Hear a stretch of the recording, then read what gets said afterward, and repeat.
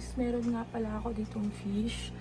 Yung mga mollies ko namatay. Ito kasi mga colorful, masyadong mga aggressive. Ayun nga, nag-aaway-aaway pa sila. Tapos itong aking angelfish, may pagka-aggressive din siya. And this one, mabait ito. Wala nga lang isang mata.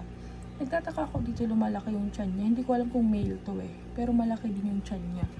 And ito siya. Ang kapareha niya.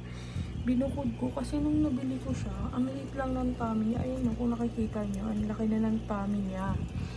And ayan, sa malapitan. Actually, hindi pa yan kita gani. Pero pag nakaside siya, ayan o, see? Ang laki, diba? So, I guess manganganak na siya kung sakali talagang buntis siya. Nakalimutan ko lang yung name niya.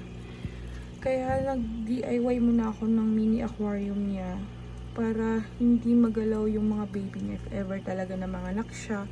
Since aggressive yung mga colorful fish natin doon sa loob. Umorder pa kasi ako sa Shopee ng aquarium niya talaga. So, yan muna temporary. Can you please tell me if talaga buntis tong baby ko na to? Ayan siya. Ang laki talaga ng tummy niya. Hindi siya normal. And kung sakali ito yung father, kaya lang, lumalaki din yung tummy niya eh. Tumataba siya eh. So, ayun, ang aggressive na no. Kaya hindi ko siya maisama-sama. Baka if ever na mga nakin kung buntis talaga, makain nila yung babies.